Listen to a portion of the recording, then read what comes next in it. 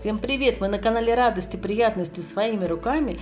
И сегодня я продолжаю тему рождественских поделок и рождественского декора. Вот решила сделать на скорую руку такой красивый подсвечник, которым я украшу новогодний стол.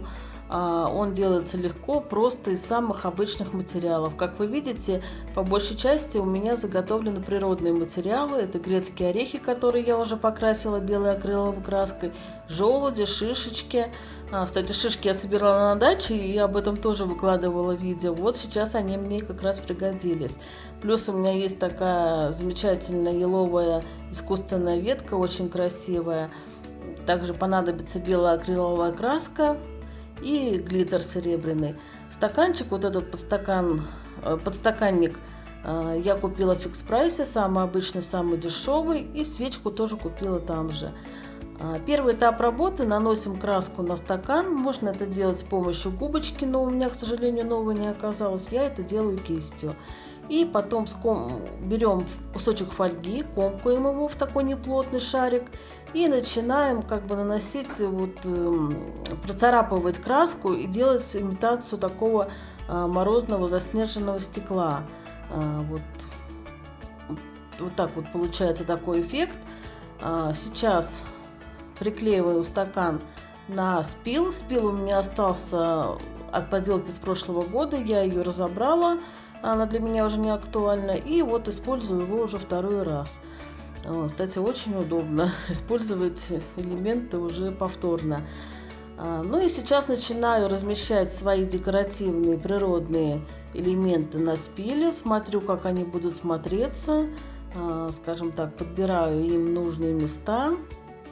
Все это примеряю, чтобы потом уже приклеить на горячий клей, и все выглядело симметрично и красиво. Меня в этом году захватила тема поделок из природных материалов. Возможно, кто-то уже видел на моем канале видео о подсвечнике в осеннем стиле. Тоже он был сделан с применением природных материалов.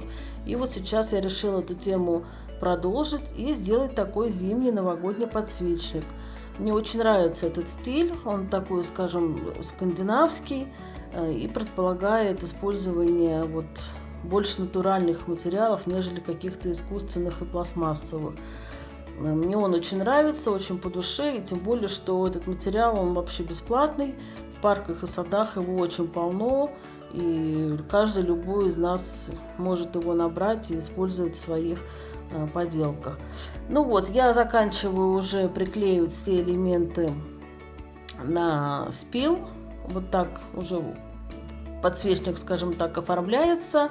Небольшие элементы дополняю, где не хватает чего-то, приклеиваю. Проверяю со всех сторон, все ли красиво и симметрично расположено, все ли крепко держится. Поправляю, если что-то не так.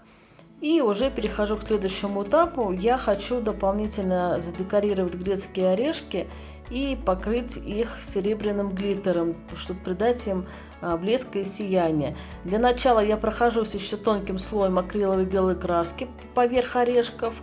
И уже по этому мокрому слою краски я наношу глиттер, чтобы он приклеился. Все, подсвечник готов. Осталось дело за малым. Поставить туда свечку. Она очень плотно и хорошо держится, не надо ее приклеивать дополнительно. Вот такой подсвечник в зимнем новогоднем стиле у меня получился. Друзья, если вам был интересен и полезен мой мастер-класс, то вы можете легко мне дать знать об этом, оставив свой комментарий, поставив лайк и подписаться на мой канал, кто еще не подписан. И также хочу пригласить вас посмотреть другие свои видео на новогоднюю тематику. Ссылки на них я размещу в инфобоксе. И, друзья, конечно же, хочу поздравить всех с наступающим Новым годом. Желаю всем мира, добра, уюта в домах, благополучия и, конечно же, творческого вдохновения.